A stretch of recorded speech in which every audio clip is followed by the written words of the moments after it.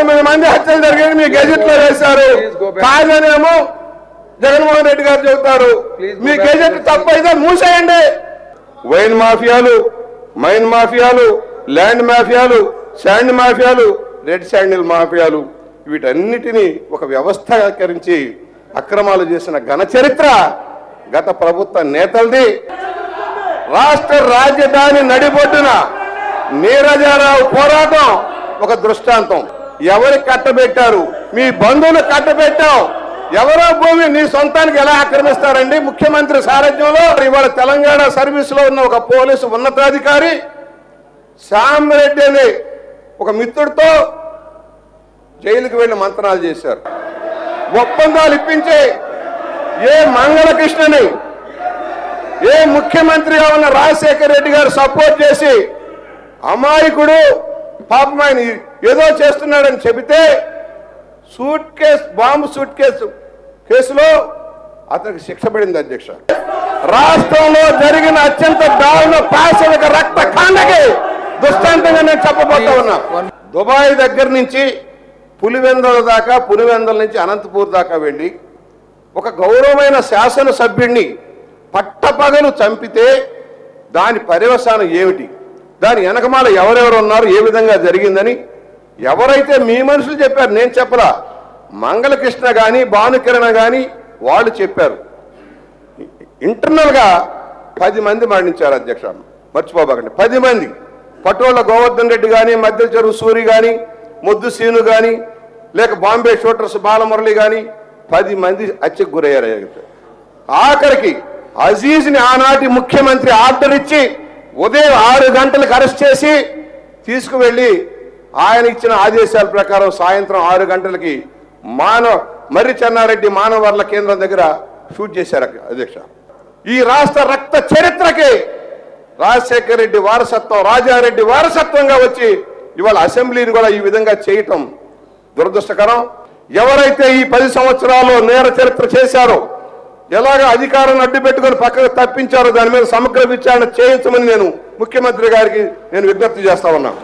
మా పార్టీ వాళ్ళు వీళ్ళకి ఏమీ జరగకూడదు, వీళ్ళు ఏం చేసినా చెల్లుబాటు అవుతుందనే విషయాన్ని ఆ పోలీస్ అధికారులకు స్పష్టమైన ఆదేశాలు ఇచ్చారు. కాబట్టి తెలుగుదేశం పార్టీ నాయకులు యథేచ్ఛగా చనిపోతున్నా, అతి కిరాతకంగా హత్యలకు గురవుతున్నా అడిగే నాతుడు ఈ రాష్ట్రంలో లేకుండా పోయినాడనే విషయాన్ని సందర్భంగా మీ ద్వారా సభదృష్టికి తీసుకొస్తున్నా. అధ్యక్ష, ఆ రోజు రాజశేఖర రెడ్డి గారు ముఖ్యమంత్రిగా ఈ సభలో చర్చ సందర్భంగా ఓ మాట అంటాడు. అధ్యక్ష, రాయలసీమలో ఫ్యాక్షన్ అనేక తరాలుగా ఉంది, అనేక దశాబ్దాలుగా ఉంది, అనేక మంది హతమైతా ఉన్నారు, ప్రతి హత్యకు ఒక చారిత్రక కారణం ఉంటుందని స్వయంగా ముఖ్యమంత్రి హోదాలో ఉన్న రాజశేఖర రెడ్డి గారు ఆ రోజు ఈ సభకు చెప్పిన సమాధానం. అధ్యక్ష, ఏంటి అధ్యక్ష, ఒక ముఖ్యమంత్రిగా నేను శాంతి భద్రతలను కాపాడుతాను, శాంతి భద్రతల పరిరక్షణ మా ప్రభుత్వ కర్తవ్యమని చెప్పాల్సిన స్థానంలో ఉన్న వ్యక్తి ఒక చారిత్రక నేపథ్యం ఉంది, జరుగుతూ ఉంటాయి హత్యలని చాలా సాదాసీదాగా చెప్పాడంటే ఎంత బాధ్యతారహితంగా మరి సభలో సమాధానాలు చెప్పారో ఒకసారి మరి చరిత్రను చూడమని ఈ సందర్భంగా మీ ద్వారా నేను ప్రతిపక్ష పార్టీ జగన్మోహన్ రెడ్డి నాయకత్వాన్ని నమ్ముకున్న సభ్యులకు విజ్ఞప్తి చేస్తా ఉన్నా. సరే, నిన్న జరిగిన సంఘటన నేను కూడా టీవీలో చూసాను, చాలా దురదృష్టకరమైనటువంటి సంఘటన.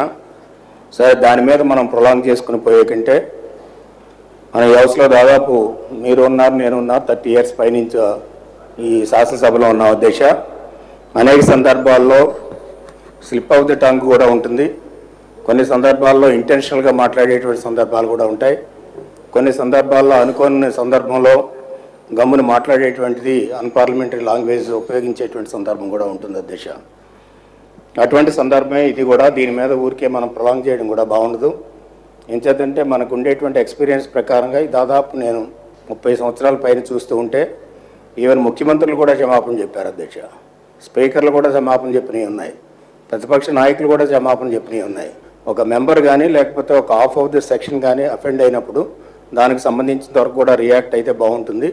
అంచేత ప్రతిపక్ష నాయకులను నేను రిక్వెస్ట్ చేస్తున్నాను, దీంట్లో బేషిజాలకు పోవాల్సినటువంటి అవసరం లేదు. అవి మీరు ఏదైతే మాట్లాడారో దాన్ని విత్డ్రా చేసుకోవడం మంచిది అధ్యక్ష. ఇంచేతంటే మీ గౌరవం పెరగడానికి అవకాశం ఉంటుంది తప్ప దీన్ని పట్టుబట్టడం వల్ల ప్రభులకు కూడా వేరే విధంగా అర్థం చేసుకుంటారు. ఇంచేత అనేక సందర్భాల్లో ఒక సందర్భంలో నేను కూడా క్షమాపణ చెప్పాను, అందరూ కూడా క్షమాపణ చెప్తారు. అంచేత మన గౌరవానికి గౌరవప్రదంగా ఉంటుంది. ఆ విధంగా ప్రతిపక్ష నాయకులు కూడా నిన్న వాడినటువంటి భాష, ఆ భాష మంచి పద్ధతి కాదు, అన్పార్లమెంటరీ. మనం కూడా గౌరవప్రదంగా, హౌస్కి గౌరవప్రదంగా ఉంటుంది. విత్డ్రా చేసుకోవడం కానీ క్షమాపణ చెప్పడం కానీ బాగుంటుంది అధ్యక్ష. లేదు నేను చెప్పను, నేను భేషజానికి పోతాను, నాకు చేయదంటే వారి విజ్ఞప్తికే వదిలేస్తున్నాం అధ్యక్ష. డిస్కషన్ జరుగుతున్న సందర్భంగా నేను ఎక్కడ పరుష పదజాలం వాడలేదు. ఒక నిమిషం ఉండండి. నేను మీకు పలానా వ్యక్తులు తెలుసా అని నేను అడిగా. నేనేం తప్పు అడగలేదే. మీకు దంతూరి కృష్ణ అలియాస్ మంగళకృష్ణ తెలుసా, భానుకిరణ్ తెలుసా అని అన్నాను, అంతే కదా. మీరు నేరస్తుడని నేను అనలే. ఎందుకు మీరు మమ్మల్ని బహువులుగా అన్నారో ముందు ప్రతిపక్ష నాయకులు సమాధానం చెప్పాలి, అపాలజీ చెప్పాలి. డిస్కషన్. నేను తప్పన్నానా, నేను ఎక్కడైనా తప్పన్నానా సమాధానం చెప్పితేరాలి. He must అపలైజ్. ఆయన అహంకార ధోరణితో మమ్మల్ని బఫూన్గా, మమ్మల్నే కాదు ఎన్నుకున్న ప్రజలందరినీ బఫూన్గా చిత్రించినందుకు సమాధానం చెప్పి తీరాలి. ప్లీజ్ ప్లీజ్ ప్లీజ్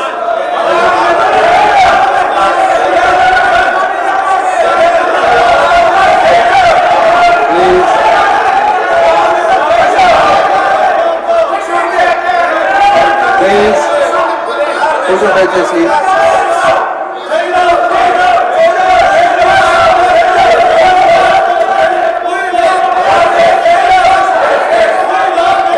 ప్లీజ్ దయచేసి కూర్చోండి. Go back to your seats please.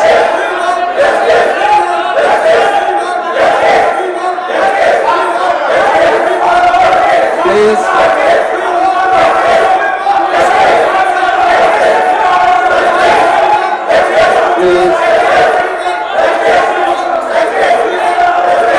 House is adjourned for 15 minutes. ఈ రోజు మేము ఆ వాస్తవ విషయాలన్నీ కూడా ఏమి అబద్ధం చెప్పడం లేదే. ఈ రోజు మేము ఒక్కటి అవాస్తవం చెప్పడం లేదే. ఒకవేళ అవాస్తవం చెప్తే మైక్ న్యాయంగా ఆయన రౌడీలాగా ఏంటి అధ్యక్ష మైక్ ఇస్తున్నాడు, స్పీకర్ గారికి జరిపిస్తున్నారు, శాసనసభను ఆయన ఆధీనంలో తీసుకు. ఈ రోజు చెప్తున్నాను, నీ తరం కాదు, శాసనసభ చట్ట ప్రకారం జరుగుతుంది, శాసనసభ చట్టానికి లోబడే జరుగుతుంది. కానీ నీకు భయపడి ఏదో నువ్వు హావభావాలు చెప్పి స్పీకర్ గారిని జరిపించి శాసనసభని ఆధీనంలో తీసుకోవాలంటే అది నీ తరం కాదు, మీ నాన్న తరం కూడా కాలేదు, నీ తరం కూడా కాదని చెప్పి సందర్భంగా తెలియజేస్తున్నాను. ఈరోజు మేము బాధపడుతున్నాం అధ్యక్ష. ప్రతిపక్ష నాయకుడు మీ సభ్యులు అన్నారు కదని అంటున్నారు. ఈరోజు శాసనసభకి స్పీకర్గా మీరు, మరి లీడర్గా చంద్రబాబు నాయుడు గారు, ప్రతిపక్ష నాయకుడిగా వైఎస్ జగన్మోహన్ రెడ్డి గారు, మీ ముగ్గురిని మేము ఆదర్శంగా తీసుకొని వెళ్ళాలి. ఏదో ఒక సభ్యుడు ఏదో అంటే సభ్యుడు అన్నాడు కదా ఒకటి, నేను 3 అంటున్నానని చెప్పి ప్రతిపక్ష నాయకుడు మాట్లాడుతుంటే ఏం సమాధానం చెప్పాలి అధ్యక్ష? ఎప్పటికే మీ మాటను గౌరవించాం. రాష్ట్ర ప్రజలు ఆయన వ్యక్తిత్వం అంతే. మనం ఎన్ని చెప్పినా ఆయన క్షమాపణ చెప్పడు, ఆయన ఏదనుకుంటే అదే చేస్తాడు. అది ప్రాక్షణిజంలో ఉన్నటువంటి నైజం, ఆ హావభావాలన్నీ ఆయనలో ఉన్నాయి. అయినా సరే ప్రజల గురించి, ప్రజలు ఒక మంచి ఆలోచనతో మమ్మల్ని పంపించారు. ప్రతిపక్ష సభ్యులందరూ ఉన్నారు. సరే ఆయన ప్రదర్శించినటువంటి తీరు, మీరు అందరూ సభ్యులుగా ఆయన వల్ల మీ యొక్క గౌరవం పోతుంది. ఆయన నాయకత్వంలో మీరుంటే రేపు భవిష్యత్తులో ఈ రాష్ట్రంలో మీరు కూడా ముద్దాయిలుగా తయారవుతారు. మీరు కూడా ఆలోచన చేయండి అని చెప్పి ఈ సందర్భంగా తెలియజేస్తూ, తప్పనిసరిగా ఈరోజు మాట్లాడాలి. ఈరోజు ఈ రకంగా ప్రవర్తించడం చాలా బాధగా ఉంది. స్పీకర్ గారు ఎంతో చక్కగా సంయమనంతో మర్యాదగా హుందాగా వ్యవహరించమని గౌరవ ప్రతిపక్ష నాయకుల్ని కోరినప్పటికీ వారు ప్రవర్తించిన విధానం, స్పీకర్ వ్యవస్థని అవమానించిన విధానం చాలా దురదృష్టకరమని, ఇది కొత్తగా వచ్చిన సభ్యులు మరి ముఖ్యంగా మాలాంటి వారు అందరూ కూడా మరి దీన్ని ఏ రకంగా అర్థం చేసుకోవాలో, శాసనసభ అంటే ఆయన కూడా కొత్త ఇక్కడ, అతను కొన్ని రూల్స్ రెగ్యులేషన్స్ నేర్చుకోకపోగా అతను నాయకత్వం చాలా దారుణంగా దుర్మార్గంగా ఉంది. అసలు ఈ శాంతి భద్రతల విషయం గురించి చర్చని తర్వాత చేద్దామంటే తీసుకొచ్చింది ఆయన అధ్యక్ష. ఎందుకంటే ఒక నేరస్తుడు, నేరం చేస్తున్న వ్యక్తి ప్రస్తుతం జైల్లో 16 నెలల పైగా శిక్ష అనుభవించి తిరిగి మరలా జైలుకి వెళ్ళే పరిస్థితులు ఉన్న వ్యక్తి శాంతి భద్రతల గురించి మాట్లాడటం అనేది, అసలు అలాంటి సందర్భాన్ని ఆయన తీసుకొచ్చినప్పుడు మనం ఎలా చేయటం రూల్స్ ప్రకారం అవునో కాదో కొత్తగా ఎన్నికైన సభ్యుడిగా నాకు పెద్దగా తెలియదు అధ్యక్ష. అపోజిషన్ లీడర్ కాబట్టి బహుశా మీరు ఇచ్చుంటారు అధ్యక్ష. ఏ ఉద్దేశంతో ప్రతిపక్షం ఇష్యూ రేజ్ చేశారు నాకైతే అర్థం కాలేదు అధ్యక్ష. వాళ్ళు ఇచ్చినటువంటి లెక్కలు కూడా చూస్తే 19 అనడం, ఆ నుంచి 13కు తగ్గించడం, ఆ 13 వారి పేపర్లో రాసుకున్న లెక్కల ప్రకారం నేను ప్రమాణ స్వీకారం చేయకమునిపై 7 జరిగాయి, ఎలక్షన్ల ముందే 1 జరిగాయి, తర్వాత 6 జరిగితే అందులో నేచురల్ సహజ మరణాలు ఉన్నాయి, యాక్సిడెంట్ జరిగింది ఉంది. ఇలాంటివన్నీ తీసుకొచ్చి ఒక సభనే కాకుండా ప్రజల్ని తప్పుదారి పట్టించాలనే ఉద్దేశంతోనే ఈ కార్యక్రమం చేశారని భావిస్తున్నా. ఏది జరిగినా ఈ ప్రభుత్వం ఎవరిని ఉపేక్షించే సమస్య లేదు. కొంతమంది ఏమైనా పనిగట్టుకొని పెట్టుబడులు లేకుండా రానియకుండా చేద్దామని, అది కూడా జరగదు, జరగనీయం. లా అండ్ ఆర్డర్ మెయింటైన్ చేసి తీరుతాం, దాంట్లో అనుమానమే అవసరం లేదు. నా నియోజకవర్గంలో లేకుంటే చిత్తూరు జిల్లాలో ఫ్యాక్షన్స్ పెట్టాలన్నా పెట్టనీయకుండా, హత్యలు చేయాలన్నా ప్రజా చైతన్యంతో హత్యను ఎదుర్కొన్నాం తప్ప హత్యకు ప్రతిహత్య సమాధానం కాదనేది నా ప్రగాఢమైన విశ్వాసం. ఓసారి నాకు చాలా ఒక పార్టీ అధ్యక్షుడిగా 10 సంవత్సరాలు తెలుగుదేశం పార్టీ కార్యకర్తలు చంపినప్పుడు ఒక కుటుంబంలో చనిపోతే ఎంత బాధపడతాం అంత బాధపడ్డాం. ఓసారి నేను ఒక అబ్జర్వర్ని పంపించేవాడిని ఇక్కడి నుంచి, మీరు పోయేసి ఆ హత్య చూసేసారండి, వాళ్ళని ధైర్యం చెప్పాలని చెప్పి పంపిస్తే అక్కడ చూసేదానికి పోయిన సందర్భంలో మళ్ళా ఫోన్ వచ్చి పలానా ఇక్కడ ఆ జిల్లాలో జరిపారంటే అక్కడి నుంచి వాళ్ళని పక్కకు పోమంటే అక్కడి నుంచి 3వ ప్లేస్ మీరు కూడా 1-2 సార్లు ఆ జిల్లా సందర్శించిన సందర్భాలు ఉన్నాయి అధ్యక్ష. ఎంత బలమైనటువంటి ఒక స్మగ్లర్స్ తయారయ్యారంటే అధ్యక్ష, వీళ్ళు ఆపరేషన్ మొదలు పెడితే కనీసం ఒక హెచ్చరిక ఇచ్చిన తర్వాత అవతల వాళ్ళు వీళ్ళ మీద దాడులు చేశారు వస్తే ఇప్పటి వరకు 10 మంది చనిపోయారు. 10 మంది స్మగ్లర్స్ చనిపోయారంటే ఎంత బలమైన ముఠా ఉందో మనం ఒక్కసారి ఆలోచించుకోవాల్సిన అవసరం ఉంది. దీనిపైన ఒక లెగసీగా మనకు వచ్చే పరిస్థితి వచ్చింది. రెండో దశ ఇటీవల ఇసుక, ఎక్కడ చూసినా ఇసుక మాఫియాలు తయారయ్యారు. మొన్నే కర్నూలు జిల్లాలో దశ ఒక లారీ వస్తా ఉంటే, నిన్న వచ్చి రెవెన్యూ ఆఫీసర్ చెప్తున్నారు, లారీ వస్తా ఉంటే అడ్డుపోతే వాళ్ళని తొక్కి చేసే పరిస్థితికి వస్తే తర్వాత పక్కన పోయి ఒక యాక్సిడెంట్ చేసి 4-5 మంది రెవెన్యూ డిపార్ట్మెంట్ మొత్తం చనిపోయే పరిస్థితికి వచ్చారు.